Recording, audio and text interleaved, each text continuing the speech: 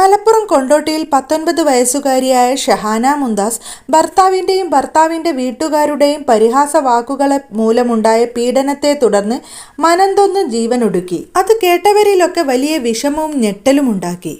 ഈ മോൾ എന്തിനു വേണ്ടിയാണ് ഇത്തരമൊരു അവസ്ഥ തിരഞ്ഞെടുത്തത്? താൻ ജീവന് തുല്യം സ്നേഹിച്ച് തൻ്റേതാണെന്ന് കരുതുന്ന തൻ്റെ ഭർത്താവ് തന്നെ മൊഴി ചെല്ലാൻ ഉദ്ദേശിക്കുന്നു എന്നും അതിനുവേണ്ടി തന്നെ കുറ്റപ്പെടുത്തുകയും ഒറ്റപ്പെടുത്തുകയും ചെയ്യുന്നു എന്നുള്ള ബോധ്യമാണ് ഈ പെൺകുട്ടിയെ സ്വയം ജീവനെടുക്കാനുള്ള സാഹചര്യത്തിലേക്ക് എത്തിച്ചത്.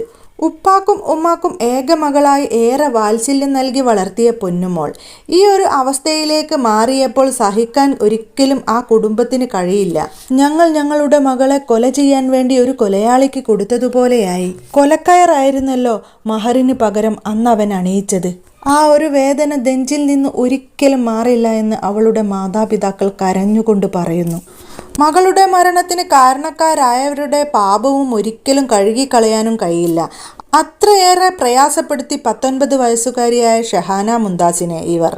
അതുകൊണ്ട് മാത്രമാണ് ആ പൊന്നുമോൾ ഇത്തരമൊരു കടുങ്കൈ ചെയ്തത്. നിക്കാഹിനു വേണ്ടിയായിരുന്നു ഉപ്പ നാട്ടിലേക്ക് വന്നത്.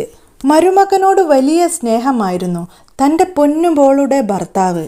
തൻ്റെ മകളെ ജീവിതകാലം മുഴുവൻ സംരക്ഷിച്ചു കൊള്ളും, പൊന്നുപോലെ നോക്കിക്കൊള്ളുമെന്ന വിശ്വാസത്തിലാണ് അദ്ദേഹം മൊറയൂരുകാരനായ അബ്ദുൽ വാഹിദിന് വിവാഹം കഴിച്ചു കൊടുത്തത്. വിവാഹാലോചന വന്നപ്പോൾ തന്നെ അവൾ പഠിക്കുന്ന കുട്ടിയാണ്, അവൾക്ക് പഠനം കഴിഞ്ഞേ വിവാഹം കഴിക്കാൻ പറ്റൂ എന്ന് പറഞ്ഞതാണ്. അതൊന്നും ഞങ്ങൾക്ക് പ്രശ്നമില്ല, ഞങ്ങൾക്ക് പഠിപ്പുള്ള കുട്ടിയെയാണ് ആവശ്യം, ഞങ്ങൾ എത്ര വേണമെങ്കിലും പഠിപ്പിക്കാം, തൽക്കാലം നമുക്ക് നിക്കാഹ് കഴിക്കാം, ഡിഗ്രി കഴിഞ്ഞ് വിവാഹം മതി.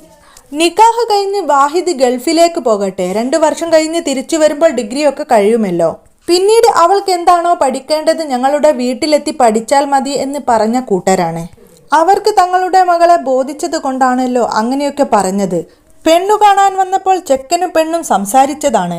മൈകൾ മേക്കപ്പ് ഇട്ടൊന്നുമല്ല നിന്നത്, മിഠായി കൊടുക്കുന്നതന്നും അവൻ വന്നിട്ടുണ്ട്. ഡ്രസ്സ് എടുക്കാൻ പോയപ്പോഴും അവർ അവളെ കണ്ടതാണ്. അപ്പോഴായിരുന്നു അവർക്കിങ്ങനെ തോന്നിയിരുന്നെങ്കിൽ ഞങ്ങൾക്ക് ഞങ്ങളുടെ മകളെ നഷ്ടപ്പെടില്ലായിരുന്നു. അന്നൊന്നും തോന്നാത്ത കാര്യമാണ് അവന് ഗൾഫിൽ പോയപ്പോൾ തോന്നിയത്. നിക്കാഹ് കഴിഞ്ഞ് 20 ദിവസം അവൻ ഞങ്ങളുടെ മകളോടൊപ്പം ഉണ്ടായിരുന്നു. അന്നൊന്നും അവന് ഇങ്ങനൊരു പ്രശ്നമുള്ളതായി ഞങ്ങൾക്ക് തോന്നിയിട്ടില്ല. നാട്ടിൽ നിന്നും ഗൾഫിലേക്ക് പോയതിനു ശേഷമാണ് അവൻ തങ്ങളുടെ മകളെ മാനസികമായി തളർത്തിയത്, ടോർച്ചർ ചെയ്തു തുടങ്ങിയത്. പക്ഷെ അതൊന്നും തങ്ങൾ അറിയുന്നില്ല. ഞാൻ അവളെ ഗൾഫിൽ നിന്ന് വിളിക്കുമ്പോഴും അവൾക്ക് ഇങ്ങനൊരു വിഷമമുള്ളതായി അവൾ പറഞ്ഞിട്ടില്ല. മോൻ വിളിക്കാറുണ്ടോ എന്നാണ് ഞാൻ അവളോട് ചോദിക്കാറുള്ളത്. ഞാൻ അവനെ മോനായിട്ടാണ് കരുതിയതും. പക്ഷേ അവൻ ഞങ്ങളോട് ഇങ്ങനൊരു ചതി ചെയ്യുമെന്ന് ഞാൻ ഒരിക്കലും സ്വപ്നത്തിൽ പോലും കരുതിയില്ല. വളരെ വേദനയോടെയാണ് ആ ഉപ്പ ഈ കാര്യങ്ങളൊക്കെ എൻ്റെ സുഹൃത്തിനോട് പറഞ്ഞത്.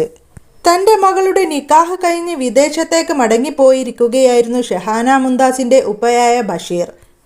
പോകുമ്പോൾ അദ്ദേഹത്തിന് അറിയില്ലായിരുന്നു ഇനി ഒരിക്കലും തൻ്റെ മകളെ ഇനി കാണാൻ പറ്റില്ല എന്ന്. അവസാനത്തെ കാണലാണിതെന്ന്.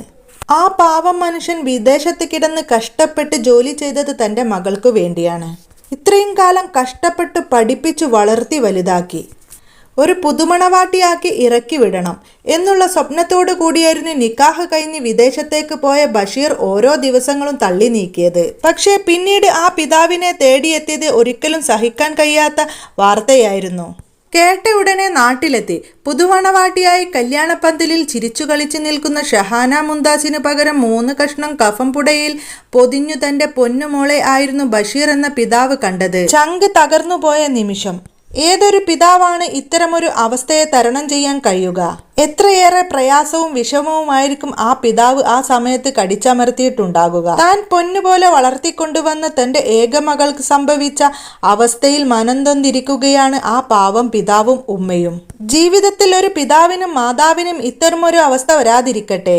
യാതൊരു കാരണവും കൂടാതെ തന്നെ മൊഴി ചൊല്ലാൻ തൻ്റെ ഭർത്താവ് മുതിരുന്നു എന്നുള്ള സങ്കടവും ആവലാതിയുമാണ് ഈ പെൺകുട്ടിയെ ഈ ഒരു അവസ്ഥയിലേക്ക് എത്തിച്ചത്. ഇങ്ങനൊരു പാതകത്തിലേക്ക് ഷഹാന മുംതാസിനെ എത്തിച്ച ഭർത്താവിനും അതിനു കാരണക്കാരായ കുടുംബത്തിനും നിയമത്തിൻ്റെ മുന്നിൽ കൊണ്ടുവന്ന് അവർക്ക് അർഹതപ്പെട്ട ശിക്ഷ വാങ്ങിക്കൊടുക്കുക തന്നെ ചെയ്യണം.